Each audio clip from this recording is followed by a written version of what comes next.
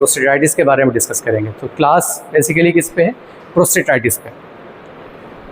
अगर हम इसको इस कंडीशंस को डिफाइन करना चाहें तो ये वो कंडीशन है जिसमें इन्फ्लामेटरी इन्वॉल्वमेंट होगा प्रोस्टेट की, ये प्रोस्टेटिक टिश्यू के अंदर या प्रोस्टेटिक ग्लैंड के अंदर इन्फ्लामेटरी इन्वॉल्वमेंट होगा। इस तरह की कंडीशंस को हम बोलेंगे प्रोस्टेटाइटिस। यानी ये वो कंडीशन है जिसमें इन्फ्लामेटरी इन्वॉल्वमेंट होगा प्रोस्टेट के अंदर। क्लियर? टाइप्स की बात करेंगे कि प्रोस्टेटाइटिस की कंडीशन को हम फर्दर कितने टाइप्स में डिवाइड कर सकते हैं। तो इसको दो तरह से डिवाइड कर सकते हैं, acute prostatitis and chronic prostatitis. तो सबसे पहले डिस्कस करेंगे एक्यूट प्रोस्टेटाइटिस।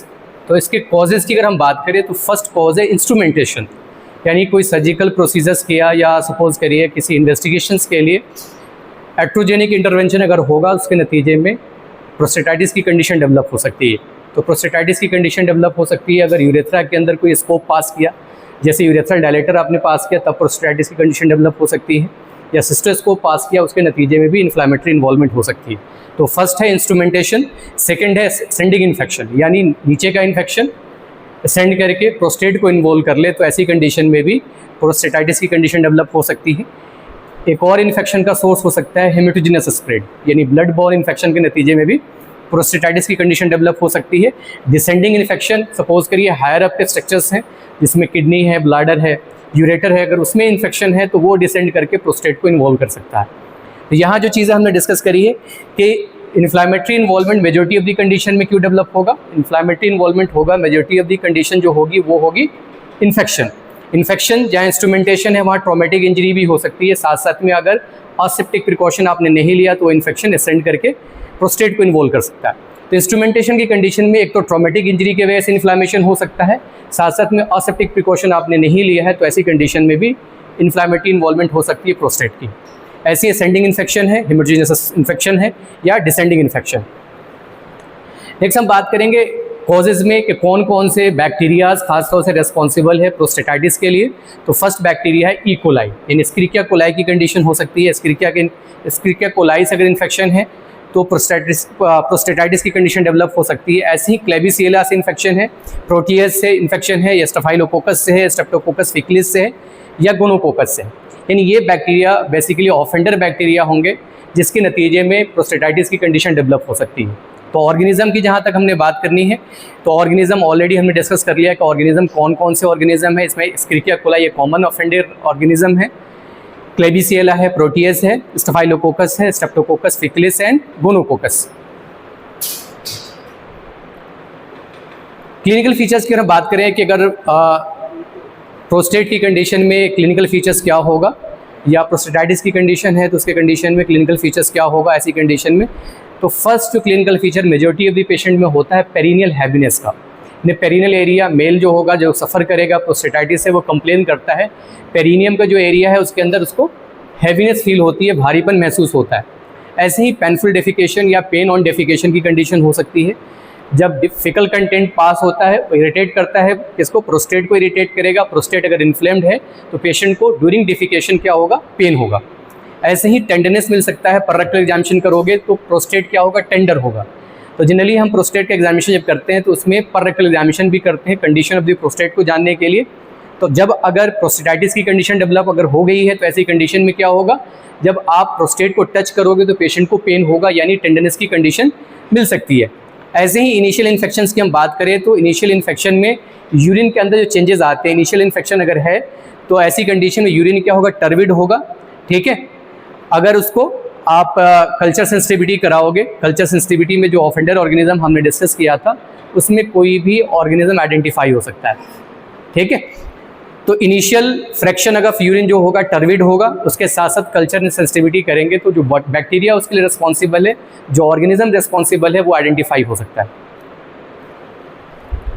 नेक्स्ट इन्वेस्टिगेशन में जैसे हमने अभी डिस्कस किया है कि हम यूरिन जो अर्ली यूरिन होगा वो टर्विड होगा, यानी बेसिकली रूटीन और माइक्रोस्कोपिक अगर आप कराओगे तो उसमें फिजिकल एग्जामिनेशंस के दौरान जो यूरिन मिलेगा वो टर्विड मिलेगा।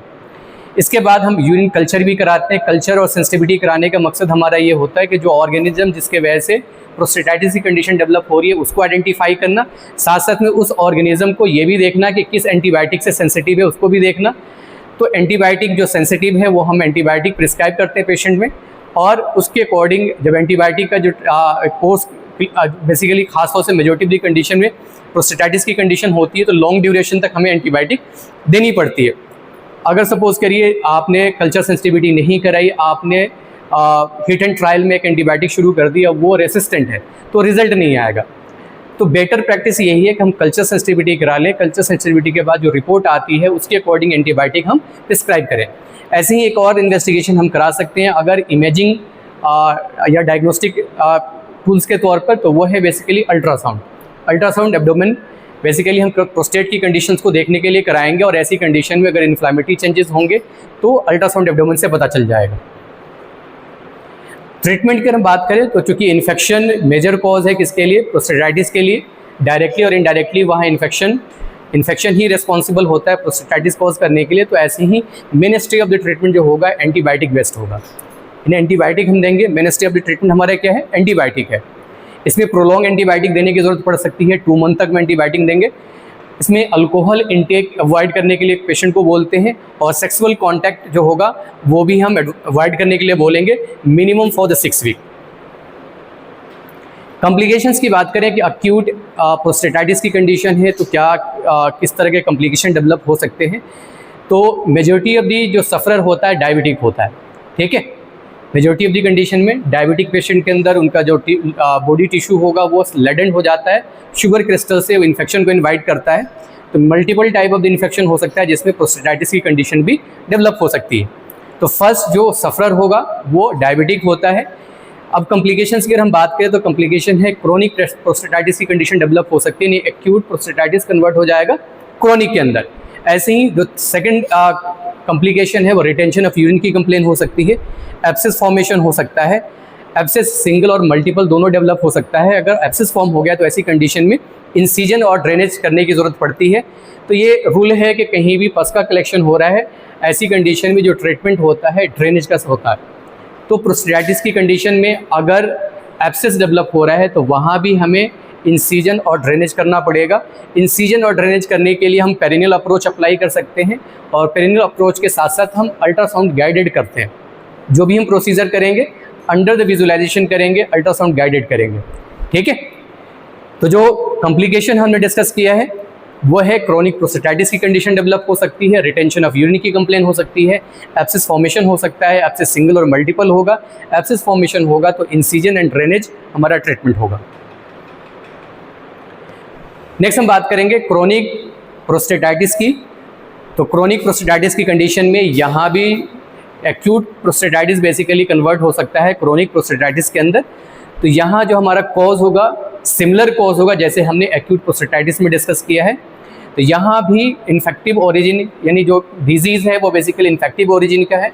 एक्यूट प्रोस्टेटाइटिस कन्वर्ट हो सकता है क्रोनिक प्रोस्टेटाइटिस के अंदर। तो इन्फेक्टिव ऑर्गेनिज्म की हम जहाँ तक बात करें इसमें स्क्रीकिया कोलाई है, स्टेफाइलोकोकस है, स्ट्रेप्टोकोकस है, ट्राइकोमोनाज इन्फेक्शन है और क्लाइमीडियल इन्फेक्शन होगा। यानी इन इन्फेक्शन के नतीजे में, इन ऑर्गेनिज्म के इन्फेक्शन के नतीजे में बेसिकली प्रोस्टेट की अगर इन्वॉल्वमेंट हो रही है तो उसमें एक्यूट एंड क्रोनिक दोनों तरह के इन्फेक्शंस हो सकते हैं। क्लिनिकल फीचर्स की बात करें तो इसमें मेजॉरिटी ऑफ द कंडीशन में क्रोनिक प्रोस्टेटाइटिस की कंडीशन में यूरेथ्राइटिस डेवलप होता है। पोस्टीरियर पार्ट ऑफ यूरेथ्रा के अंदर इन्फ्लामेटरी इन्वॉल्वमेंट होगी, पोस्टीरियर पार्ट ऑफ यूरेथ्रा के अंदर इन्फ्लामेटरी इन्वॉल्वमेंट होगी यानी यूरेथ्राइटिस की कंडीशन डेवलप होगी। एपिडेडमाइटिस की कंडीशन डेवलप हो सकती है। पेरिनियम के अंदर पेन हो सकता है, रेक्टम एलिया के अंदर रेक्टल पेन की कंप्लेन हो सकती है पेशेंट की, लो बैक पेन हो सकता है और लेग पेन हो सकता है। ऐसी कंडीशन में फीवर हो सकता है पेशेंट को, सेक्सुअल डिसफंक्शन की कंडीशन डेवलप हो सकती है। क्रोनिक फीचर्स, क्रोनिक प्रोस्टेटाइटिस की और क्लिनिकल फीचर्स की बात करें तो पर रेक्टल एग्जामिनेशन करोगे तो जैसे एक्यूट प्रोस्टेटाइटिस की कंडीशन हमने डिस्कस किया था कि प्रोस्टेट टेंडर होगा, तो यहाँ भी प्रोस्टेट क्या होगा, टेंडर होगा। प्रोस्टेटिक फ्लूइड वहाँ प्रेजेंट हो सकता है, ठीक है। प्रोस्टेटिक फ्लूइड बेसिकली हम ये मसाज जिसे कहते हैं कि प्रोस्टेटिक मसाज के बाद हम जो सिक्रीशन आता है उसको हम कल्चर कराते हैं, उसकी कल्चर सेंसिटिविटी कराते हैं, उसकी रूटीन माइक्रोस्कोपी कराते हैं।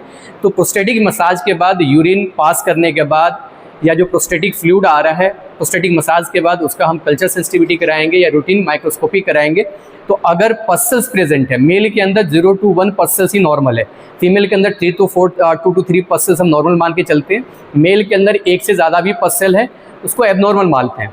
तो जनरली हम इसमें जब प्रोस्टेटिक मसाज करते हैं, प्रोस्टेटिक मसाज के बाद यूरिन वॉइड करने के लिए बोलते हैं।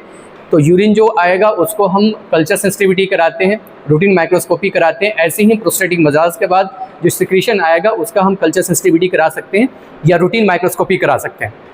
मेजॉरिटी ऑफ द कंडीशन में प्रोस्टेटिक मसाज के बाद यूरिन वॉइड करते पेशेंट को बोलते हैं, वॉइड करे उसके बाद वो सैंपल कलेक्ट करके यूरिन रूटीन माइक्रोस्कोपिक होता है और कल्चर सेंसिटिविटी होती है। तो अगर पस्सल्स प्रेजेंट है, 15 और मोर पस्सल्स प्रेजेंट है, तो ये शो करता है प्रोस्टेटाइटिस को। ठीक है, यानी प्रोस्टेटिक मसाज के बाद जो सिक्रेशन है वो अगर बाहर आ रहा है, उसकी आपने कल्चर सेंसिटिविटी कराई, साथ साथ में रूटीन माइक्रोस्कोपिक स्टडी कराई है, तो अगर पस्सल्स प्रेजेंट है 15 और मोर पस्सल्स है, तो ये इंडिकेट करता है किसके लिए, क्रोनिक प्रोस्टेटाइटिस को। ऐसे ही एक और टेस्ट है जिसमें 3 ग्लास लेते हैं, 3 ग्लास लेते हैं, जिस सैंपल 3 ग्लास के अंदर रखेंगे। ठीक है, तो 3 ग्लास के जहाँ तक बात करें तो फर्स्ट ग्लास के अंदर जो सैंपल कलेक्ट होगा, यानी फर्स्ट जो वॉइड किया है यूरिन, जो सफरर है, जो विक्टिम है, जो पेशेंट है, फर्स्ट जो यूरिन वॉइड करेगा उसके अंदर जो फर्स्ट ग्लास के अंदर बेसिकली इसमें प्रोस्टेटिक थ्रेड्स मिलेंगे, यानी एक वाइटिश डिस्चार्ज होता है जिसको प्रोस्टेटिक थ्रेड्स बोलते हैं। तो 3 ग्लास के अंदर जो लास्ट ग्लास होगा वो क्लियर होता है। ठीक है, तो 3 ग्लास के अंदर अलग अलग सैंपल लेते हैं। जो फर्स्ट ग्लास होगा, अगर प्रोस्टेटाइटिस की कंडीशन होगी, क्रोनिक प्रोस्टेटाइटिस की कंडीशन होगी, तो फर्स्ट ग्लास के अंदर एक वाइटिश स्ट्रक्चर होता है जिसको बोलते हैं प्रोस्टेटिक थ्रेड्स, तो ये प्रेजेंट हो सकता है। तो ये डायग्नोस्टिक है किसके लिए, अगर प्रोस्टेटिक थ्रेड मिल रहा है तो ये इंडिकेट करता है इन्फ्लामेटरी इन्वॉल्वमेंट ऑफ प्रोस्टेट। तो क्रोनिक प्रोस्टेटाइटिस की कंडीशन में बेसिकली प्रोस्टेटिक थ्रेड्स मिलता है जब हम सैंपल कलेक्ट करते हैं डिफरेंट ग्लासेस के अंदर। यहाँ भी ट्रीटमेंट हमारा होगा एंटीबायोटिक बेस्ड ट्रीटमेंट है, क्योंकि इन्फेक्शन है, इन्फेक्शन को ट्रीट करने के लिए, उसको काउंटर करने के लिए हमारे पास एक ही हथियार है, वो है एंटीबायोटिक। इसमें कोटिमोक्साजोल हम दे सकते हैं, ट्राइमिथोक्साजोल दे सकते हैं, ट्राइमिथोप्रिन दे सकते हैं और डॉक्सीसाइक्लिन हम दे सकते हैं ऐसे पेशेंट में। तो क्लास यहीं तक, नेक्स्ट क्लास में कुछ और डिस्कस करेंगे।